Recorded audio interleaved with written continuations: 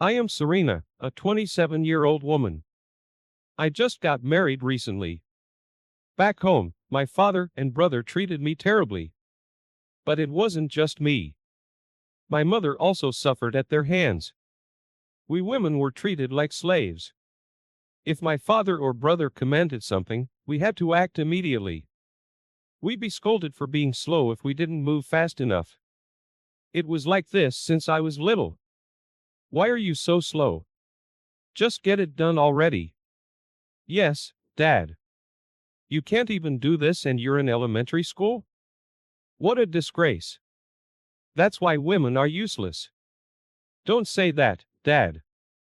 Shut up and be quiet. I don't want to be called Dad by you. I've been doing chores since preschool, but it got worse once I started elementary school. While my father and brother relaxed, my mother and I were constantly busy. Whenever they wanted a drink, we had to bring it right away. Even in the depth of winter, if they wanted ice cream, we had to go out to the convenience store in the cold. So my mother and I were always exhausted. My mother felt sorry for me and cried all the time. I'm sorry. It's because I'm weak that they treat you like this, Serena. No, Mom. Serena, you have to leave this house someday. Stand on your own 2 feet and run away from your dad and brother. But what about you, Mom? I'll be fine. As long as you're happy, Serena. When I reached 10th grade, I thought about going to college. But my father said women didn't need education. He had a very old-fashioned mindset, thinking a high school diploma was enough for a woman. But I was in college prep school and all my friends were planning on going to college. I loved studying and I was determined to go to college. Despite this, my father wouldn't allow it. But at that time, my mother stood up against my father. I'd never seen her so determined. She excels at her studies. That's why I'm going to let her go to college. What? Are you challenging me? How many times do I have to say that women don't need an education? What good will it do when all she'll be doing is cooking once she's married? An education will never go to waste. It'll come in handy even after she's married and has kids. Then do what you want, but I'm not paying for the tuition. Fine, then I'll take care of it. My mother had some savings and she used it to support my college education. I got accepted into my first choice university, a private one. I felt guilty about the expense, but thanks to that, I met my husband. I had always been afraid of men, but he changed that for me. He was so kind when we met at our college club. He was always cheerful and could make anyone laugh. Having grown up impressed by my father and brother for the first time, I felt something positive towards a man. I started to think that I wouldn't mind dating someone like him, but I couldn't bring myself to confess and I kept my feelings hidden. In the end, we didn't date during our college years. After graduation, I ran into him at a reunion. He had changed a lot and had become a sophisticated city man. My family home was in New York, but in a rural area, and I had lived in an apartment during my university years. After graduation, I had been working in Manhattan where I was known as Plain Jane at my company. I wasn't sure if a plain Jane like me was suitable to be with him, but he asked me to come over, so I did. We reminisced about our old club days and ended up dating. After a year and a half, he formally proposed, and that's how we got married. After creating my own family, I was worried about my mother back at my old home. I felt sick thinking she was still being abused by my father and brother. Hello, Mom, how are you doing these days? I'm fine. More importantly, are you doing okay, Serena? I'm fine, really. Danny helps out with the chores. He's probably even a better cook than me. Oh, is that so? I guess he got that from his father who's a chef, right? Maybe. Don't worry about me, okay? And you need to take care of yourself, Mom. Yes, I got it. Mom said this in her usual kind voice, but somehow I had a bad feeling. I had the hunch she was in trouble due to my father and brother's horrible treatment. They despised us for being women, but my mother in particular was targeted. It was because of the scar on her face. She had an accident before I was born, which left a prominent scar. My father would call it hideous and disgusting, so my mom always covered the right side of her face with her hair where the scar was. It was heartbreaking that my mother, who got injured defending my father, was being called ugly. It was clear my father didn't appreciate her at all. Even my brother was cruel, saying things like, "Don't come to the open house, you're disgusting." I thought those were things one should never say, even if they are family. One day, my husband and I were enjoying a happy hour. In the heat of midsummer, we were sipping chilled beer while nibbling on snacks. Suddenly, our home doorbell rang. It was just before 9 p.m., and we wondered who it could be at such an hour. Stepping out with my husband, we found Mom standing there. "Oh, Danny. Mother-in-law, what brings you here at this hour? Could you lend me $20? I'm sorry for bothering you, Serena and Danny." $20 is fine, but what happened? I thought I'd head to a motel or something." "A motel? What are you planning to do there now?" "As long as I can get some sleep, that's enough." "What? I was kicked out of the house by your dad and his lot. I don't have any money." I froze in shock. When I asked her to tell me more, the details were beyond horrific. After dinner that day, Mom had been doing the usual housework. That's when Dad and brother started demanding more alcohol and ice cream. So Mom left the house with just her coin purse and smartphone. But when she got home, the door was locked from the inside. "Unlock the door. I brought the drinks and stuff. Just leave it there. We don't need you anymore." "What?" "Drop whatever you bought and disappear. A worthless wife like you." And that left my mom completely lost. She had used up almost all of her coins and couldn't even afford a taxi. So she had to walk all the way to our house. That's what happened? That's awful. Maybe I'm just useless now. Hey, Serena, let's live together with your mother.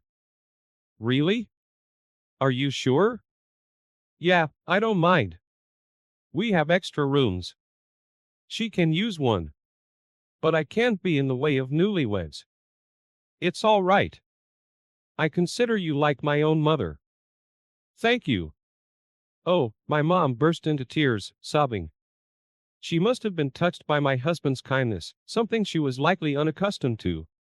My husband, having lost his mother at a young age, was a hard worker raised by his chef father. He graduated from college on a scholarship, so he understands people's pain. Having such a husband, I realize how lucky I am. He was the polar opposite of my father and brother. From then on, we started our life as a three. Whenever we came home, Mom always had a hot meal ready for us. You don't have to go to all the trouble. Danny and I can do housework too. It's all right. I want to do this. Thank you, Mom. I feel a bit guilty. After a comforting home-cooked meal from Mom, I was relaxing when the doorbell rang. At the door were my father and older brother. You're here after all. How dare you send me a text like that? What's with "I don't want to be with you anymore"? He bellowed. So what? I simply told you how I felt. She retorted. Oh, you're pretty bold. When did you start acting so high and mighty? He sneered. You were the one who told me to leave, right? So I'm saying let's get a divorce. She shrugged. Well, I don't really need an old lady like you around, but if we're divorcing, pay me alimony, he demanded. Excuse me? My father was demanding alimony from my mother in case of a divorce. I wondered what had happened. Isn't that young guy I saw you with your new boyfriend? That's cheating, isn't it? He accused. No, it isn't. She responded. Oh, you two seem pretty close, though. We didn't do anything strange. I had no idea that my mother had been with a younger man. I started to panic. Was my mother really having an affair? If she was, it would be disadvantageous for her since she and my father were not yet divorced. If my father was right, she might get sued. So I glanced at my mother, but she just winked at me. It must mean everything will be okay. You dirty, tainted old woman. You won't be able to survive on your own once we divorce. Go ahead. Pay me and live your pitiful life, he scorned. I don't mind if we divorce. I have a job, she stated. Huh? The young man you saw me with is a business partner of mine.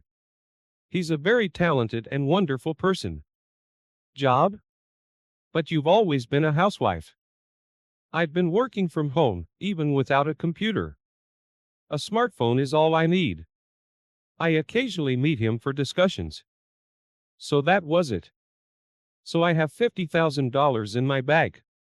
Even if I divorce you, there won't be any problem. My father was dumbfounded. My brother had the same shocked expression. Neither my father nor my brother knew my mother had been working, but I was the only one who knew. She had told me secretly. She had said to keep it a secret from Dad and my brother, probably fearing they would depend on her financially. Oh, I see.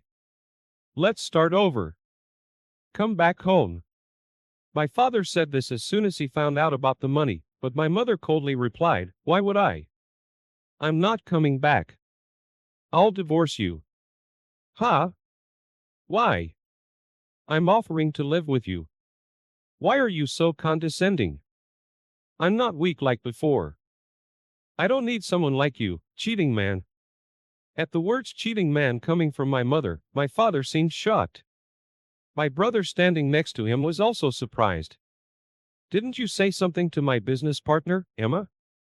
She asked. Well, he's dating a woman younger than Sabrina.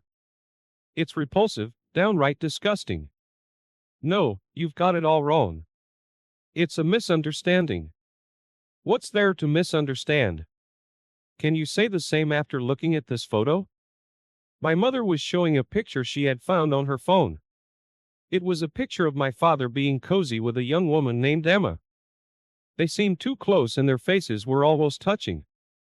I found myself thinking how gross this old man was. It was shocking to think that this pervert was my father. But how did my mother find out about the connection between my father and Emma, one of her business associates? There was a reason. One day she had gone to a cafe for a face-to-face meeting with Emma.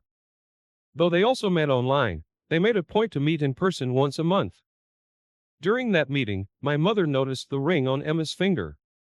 Apparently, it looked exactly like one my mother had bought for herself years ago. So she complimented Emma on her ring. Emma replied, Thank you. My boyfriend, an older gentleman, gave it to me.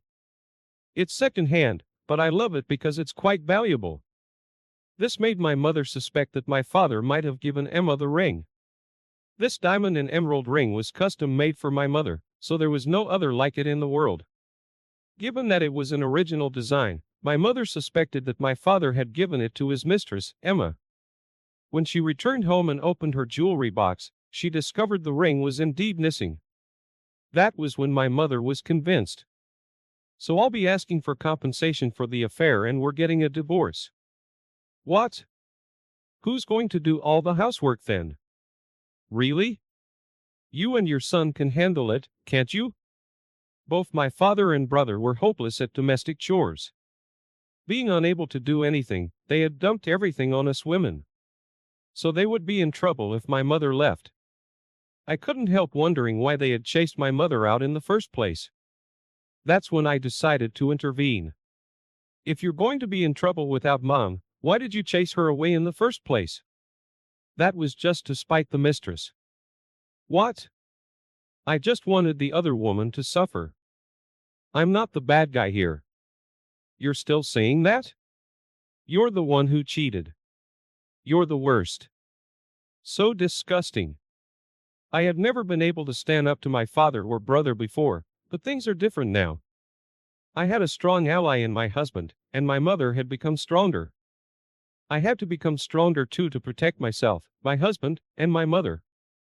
Feeling this way naturally, I was able to stand up to my father. My brother was crying and whining, saying he didn't know what to do next. Apparently, he can't even make an omelet. The only dishes he could make were bacon and eggs and salad. I wondered if those even counted as cooking. If they were so incapable of cooking, they could just live on instant ramen for the rest of their lives. My mother wasn't a housekeeper or a slave. Why should she have to come home cheerfully after being cheated on? My father and brother were out of their minds, I could tell. They couldn't hold a proper conversation. Well, then since it's decided, we need to get prepared. I have to find a good lawyer. Hold on. I don't care anymore. I'm definitely getting a divorce, be it mediation or a trial. It doesn't matter. I've suffered emotional distress from you, and I might be able to get a lot of compensation money. No way. I don't want that. My brother was smirking at this point. Even if a divorce occurs, the parent-child relationship won't end. So he said he would still be able to inherit when our mother passed away. But it didn't turn out that way. Yes, Ton, I'm not leaving you any inheritance. After all, you've been so insulting towards me. I won't let someone like that inherit anything. Did you know? If I specify my will, I can prevent the distribution of my assets to you.